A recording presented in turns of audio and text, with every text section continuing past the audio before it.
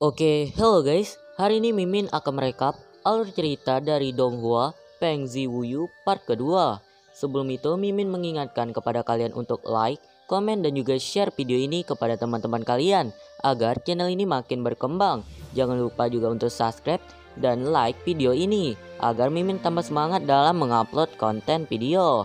Dan juga bagi kalian yang belum menonton part pertama, dapat kalian cek di link deskripsi. Tanpa berbasa-basi, masuk ke intro dan selamat menonton guys.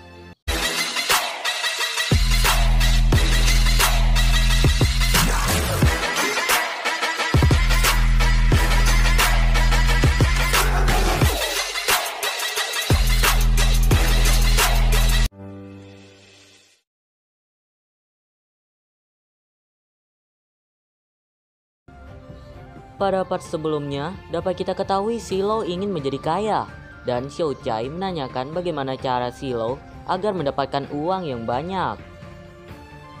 Di sini, Silo memiliki ide untuk menculik Putri Lia, namun penculikan ini adalah penculikan fake, di mana mereka berpura-pura menculik Putri Lia dan meminta tebusan sejumlah uang. Dapat terlihat Xiao Chai menyetujui ide tersebut dan menganggap Silo sangatlah pintar. 那么这种计划细节的工作就交给小弟我吧。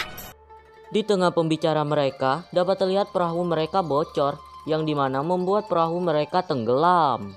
Hal ini dikarenakan perahu mereka berlubang dan dilubangi oleh tukang perahu yang terdapat pada part sebelumnya.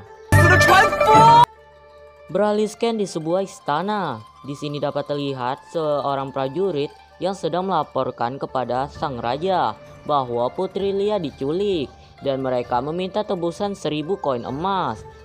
Di sini terdapat bukti bahwa Putri Lia sedang diculik, di antara lain 信物吗？信中附有丽雅公主的亲笔求救函，上面的玉印确为丽雅公主所有。 Mendengar hal tersebut, Mimin mulai curiga nih bahwa Xiao Chai ini adalah Putri Lia yang menyamar, yang dimana ia pergi atau kabur karena mungkin ada sesuatu masalah dalam keluarganya. Lanjut, terlihat di sini raja tersebut sangatlah berhati-hati. Dan pada akhirnya raja tersebut menyuruh prajuritnya untuk menebus Putri Lia. 只是按他们说的去做吧。是 Beralih scan, di sini terlihat para prajurit sedang meletakkan uang tebusan Putri Lia pada tempat yang dijanjikan. Setelah itu prajurit tersebut bersembunyi yang bertujuan untuk menangkap penculik tersebut. Namun Silo sangat pintar. Di sini dapat terlihat Silo membakar kandang kuda yang membuat kuda tersebut berhamburan.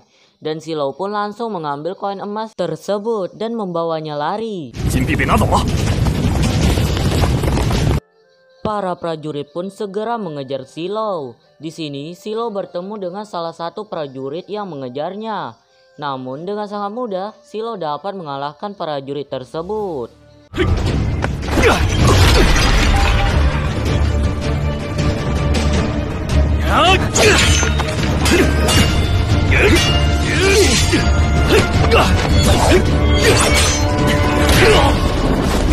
Setelah itu, Silo pun lari dari tempat tersebut.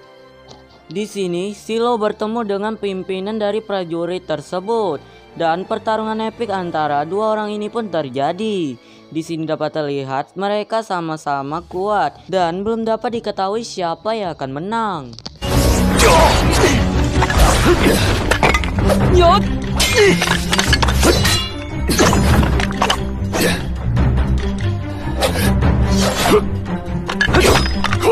Akhirnya Silo pun dapat mengalahkan prajurit tersebut dengan cara menjatuhkannya dari atap. Di sini dapat terlihat Xiao Chai lah yang mengambil uang tebusan tersebut dengan cara yang sangat unik, yaitu ia masuk ke dalam tanah. Sangat-sangat luar biasa. Beralih scan, di sini Silo melihat rumah yang sangat mewah. Dan akhirnya Silo pun masuk ke dalam untuk bersembunyi dari prajurit-prajurit yang mengejarnya. Di sini Silo terkejut ada seorang wanita di rumah tersebut. Silo pun menyuruh wanita tersebut diam agar ia tidak tertangkap. Ternyata wanita tersebut adalah Nona Ziyu, dan ini merupakan kediaman atau rumah dari Nona Ziyu. Di sini terlihat Silo salting atau salah tingkah ketika melihat Nona Ziyu. Sepertinya Silo ini benar-benar cinta kepada Nona Ziyu. Di sini Silo meminta maaf kepada Nona Ziu atas perbuatannya. Nona Ziu tidak masalah dan Nona Ziu mengajak Silo untuk berteman. Dan mereka pun minum bersama. 大哥，事成之后快来桥上汇合。 Di sini terlihat Silo seperti tidak menyukai teh. Namun Silo tetap meminumnya untuk menghargai Nona Ziu. Namun tiba-tiba Nona Ziu pergi dari tempat tersebut dan mengatakan bahwa ia tidak sehat. Di sini Silo berpraduga bahwa Nona Ziu marah terhadapnya. Tiba-tiba pelayan Nona Ziu memberikan Ziu yaitu sebuah puisi yang ditulis oleh Nona Ziu. Setelah membaca puisi tersebut, Silo pun berpraduga bahwa ia memiliki kesempatan untuk mendekati Nona Ziu. 岂不代表我有希望了？ Beralih scan, di sini terlihat Nona Ziu sedang menunggu seseorang. Di sini terlihat Nona Ziu berbicara dengan senior satu seperguruannya.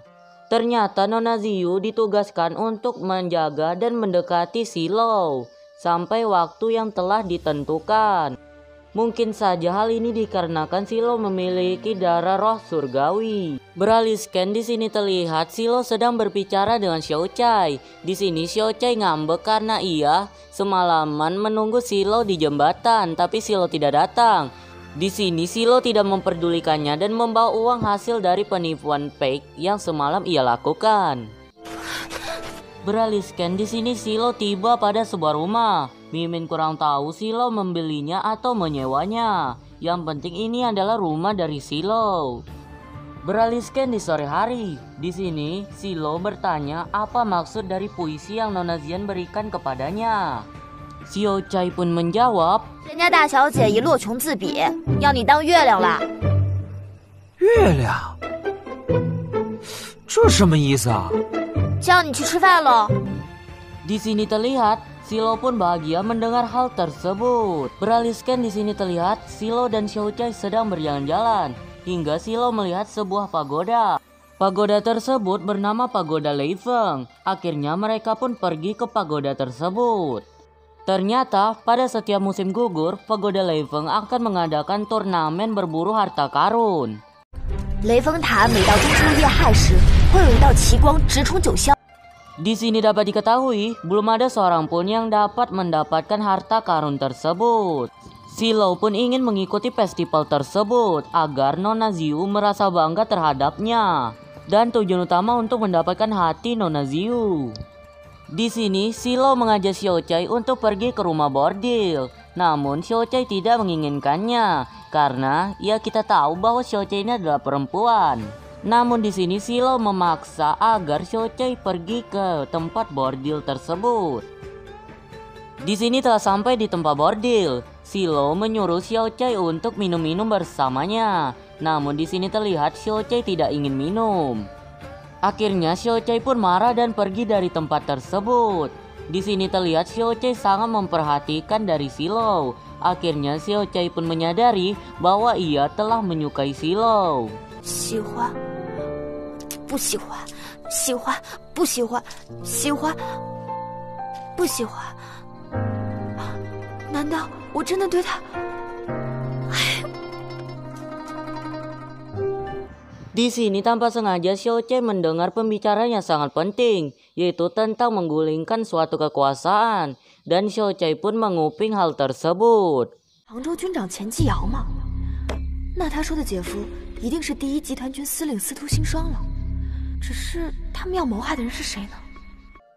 Ternyata mereka berdua bekerja sama untuk melakukan pembunuhan, yang tujuan utamanya yaitu si gendut ini ingin menjadi komandan pasukan utama. 早听说钱胖子贪财好色，是个全靠裙带关系的庸碌之徒。 Dan senior Qi ini juga memiliki tujuan lain, yaitu ia ingin menjadi pemimpin atau sebagai raja dari suatu kerajaan. 必定上奏陛下，兴兵为弑兄复国。 这个口口声声说复国，莫非又是个亡国贵族？明显是局面的主导者，只是会找上钱大胖子作为合作对象，只怕也没什么值得提防了。Namun tiba-tiba Silo datang dan Silo pun menanyakan kenapa Xiao Chai berdiri di tempat tersebut.